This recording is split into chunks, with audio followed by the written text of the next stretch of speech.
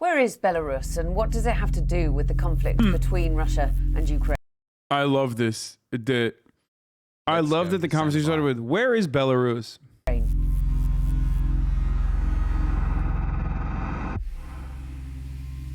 Belarus borders both Ukraine and Russia and was once part of the Soviet Union.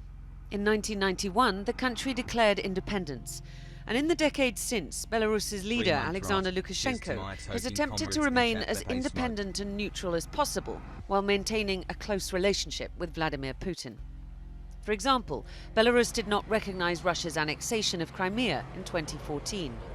But since a highly controversial and disputed presidential election in 2020, where Lukashenko cracked down hard on huge national protests against him after claiming the presidency, he's had to rely much more on his friend in the Kremlin, as the West has imposed tough sanctions against his regime.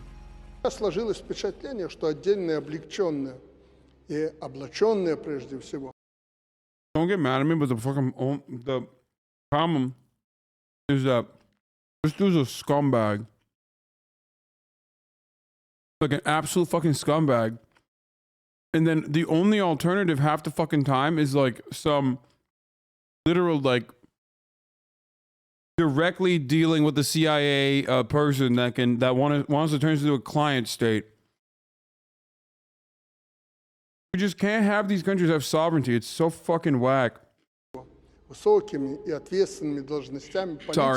I got so triggered that I still have food in my mouth when I was talking. Свободного мира просто патологически опасны и для окружающих, и самое главное для собственных народов.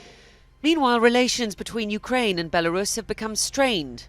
Belarus has accused Ukraine of becoming increasingly aligned with the West, for example, by rejecting the results of the 2020 presidential election.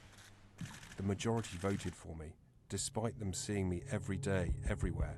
Yeah, totally. Nearly half of Belarus's foreign trade is with Russia, and in the last 20 years, the Kremlin has lent Alexander Lukashenko an estimated $100 billion, and that's picked up in the wake of those disputed elections where Lukashenko really had nowhere else to turn. So it's no surprise that Vladimir Putin is leaning on their support now.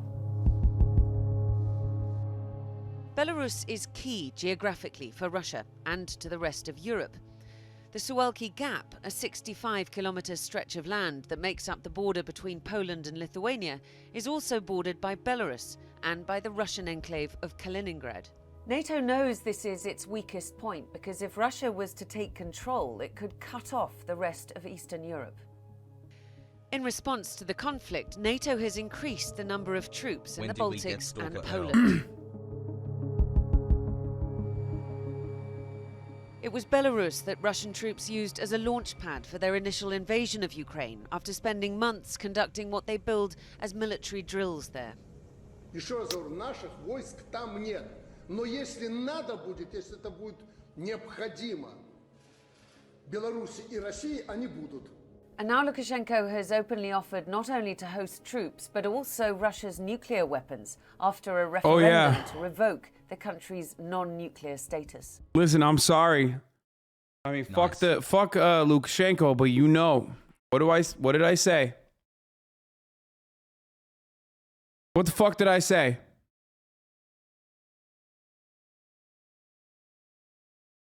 HasanAbi doctrine, dude. You gotta get nukes. You gotta get a fucking nuke, dog. He's doing the right thing, dude. For his own, to solidify his regime, he's like, yep, I'm gonna get a fucking nuke. Fuck yeah, I'm gonna get a nuke. That's worrying because it could allow Russia to target parts of Europe with short-range weapons, and is a sign that Belarus is becoming more of a player in this conflict. Before World War III. In response, the US has withdrawn its few remaining embassy workers from the capital, Minsk, and has threatened they will impose further sanctions if Belarus... The worst part is, like, these dudes never die. You know what I mean? It's like, come on, bro. You like, just die. Why can't you fucking die? He's not getting it. He's hosting it. Yeah, okay. That doesn't matter. Ukraine was just hosting the nukes as well, but they shouldn't have given them up.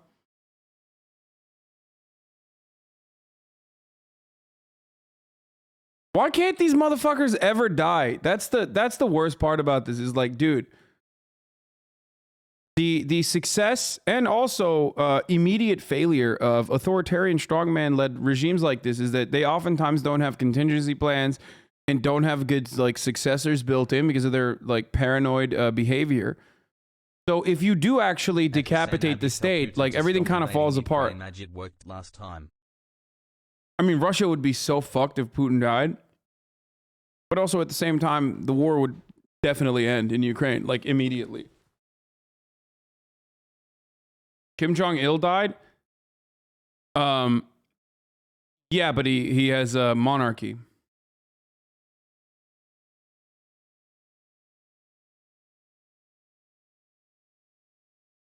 So there's that.